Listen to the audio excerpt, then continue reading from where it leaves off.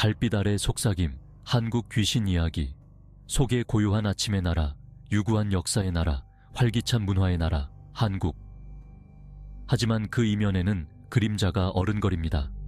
시간을 초월하여 울려 퍼지는 초자연적인 속삭임.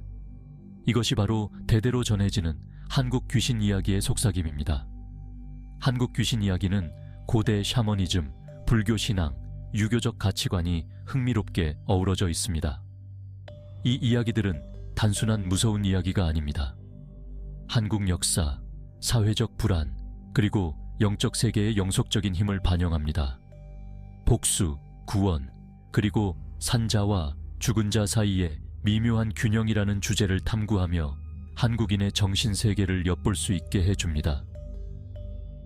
복수를 갈망하는 원혼부터 장난을 좋아하는 도깨비까지 한국 귀신 이야기는 초자연적인 존재들이 만들어내는 풍부한 이야기의 보고입니다.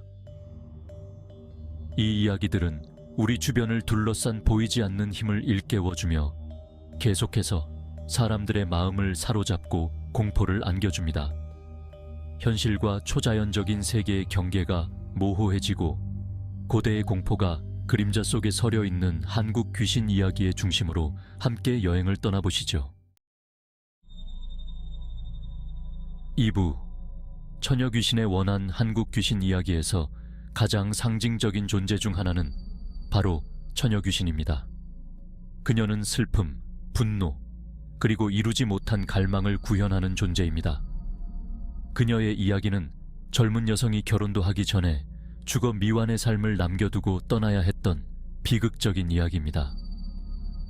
전통적으로 한국 사회에서 결혼과 출산은 여성에게 필수적인 것으로 여겨졌습니다. 결혼하지 못한 차에 죽은 여성은 비극적인 존재로 여겨졌고 그녀의 잠재력은 실현되지 못한 채 남겨졌습니다.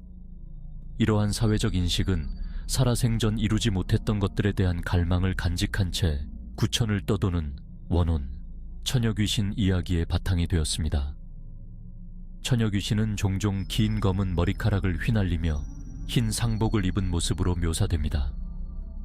그녀는 우물이나 폐가와 같은 특정 장소에 출몰하여 위안이나 복수를 sought after 한다고 합니다. 그녀의 분노는 종종 남성, 특히 잃어버린 사랑을 떠올리게 하거나 그녀가 누리지 못했던 삶을 대표하는 남성들을 향합니다.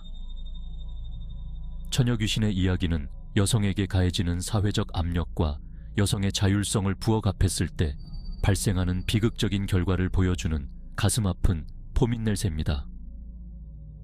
그녀의 이야기는 이루지 못한 잠재력과 불의의 고통이 남긴 상처에 대한 경고의 메시지로서 계속해서 사람들의 마음속에 울림을 주고 있습니다. 3부 장난꾸러기 도깨비. 도깨비와 그들의 장난 비극적인 존재인 처녀 귀신과는 대조적으로 한국 민속에는 도깨비와 같이 장난기 많고 종종 인간을 돕는 존재도 등장합니다. 뿔이 달리고 마법의 방망이를 휘두르는 모습으로 자주 묘사되는 이 도깨비들은 본질적으로 장난을 좋아하며 장난과 게임을 즐기는 것으로 유명합니다. 도깨비는 숲, 산, 폐가와 같이 어둡고 외딴 곳에 산다고 합니다. 그들은 종종 불과 관련 지어지며 축제나 특별한 날에 나타난다고 합니다. 도깨비들은 장난을 좋아하지만 본질적으로 악하지는 않습니다.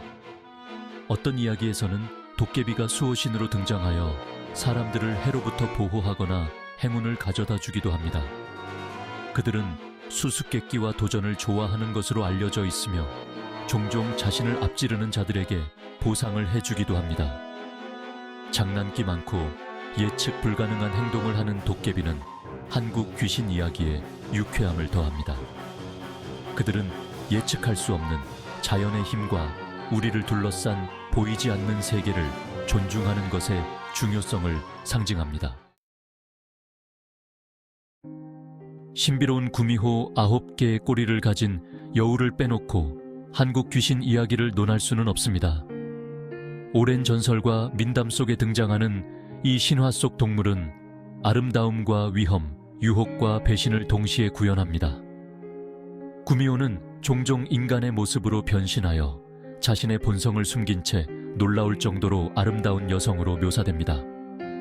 그녀는 모습을 바꾸고 인간의 감정을 조종하는 능력을 포함하여 엄청난 마법의 힘을 지니고 있습니다.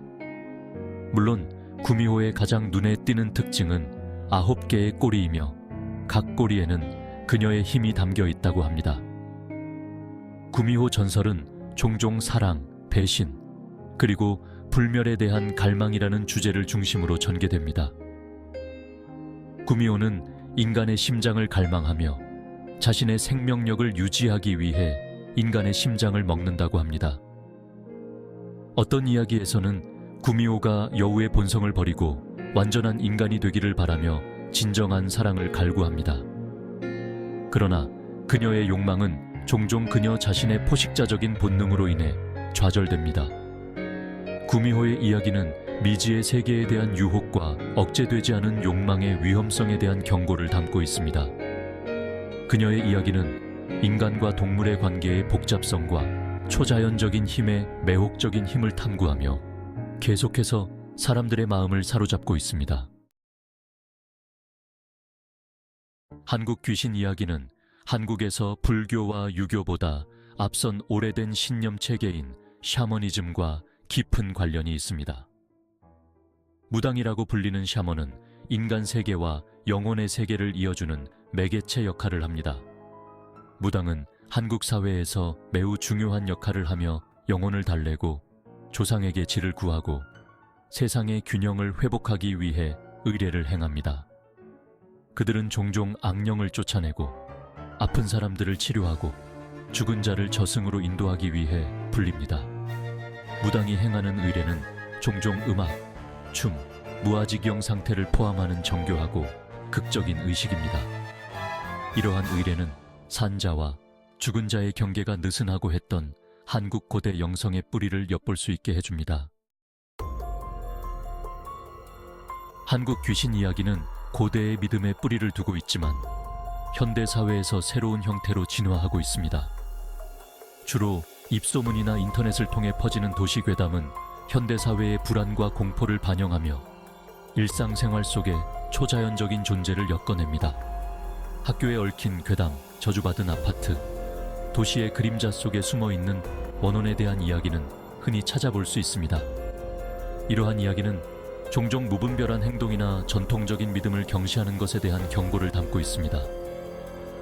한국 공포 영화와 TV 프로그램의 인기는 이러한 이야기에 변치 않는 힘을 보여주는 증거입니다. 장화, 홍련과 같은 고전 작품부터 부산행과 같은 최근 히트작에 이르기까지 한국 공포 영화는 종종 전통적인 귀신 이야기를 소재로 하여 현대 관객을 위한 새로운 해석을 선보입니다.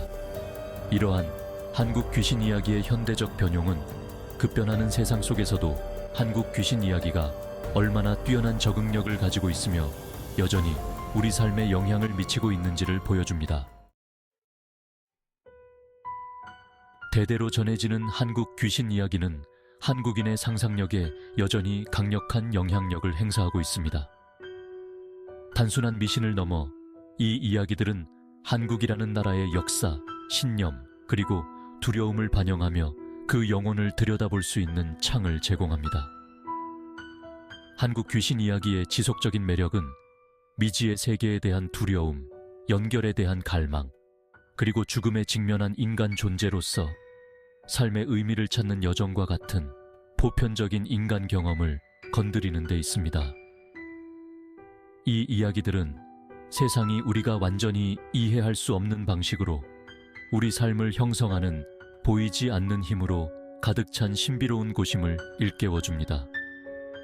모닥불 주위에서 전해지든 영화 화면을 통해 재해석되든 한국 귀신 이야기는 계속해서 사람들의 마음을 사로잡고 공포에 떨게 하며 초자연적인 존재들의 속삭임이 앞으로도 여러 세대를 거쳐 계속해서 울려 퍼질 것임을 예고합니다.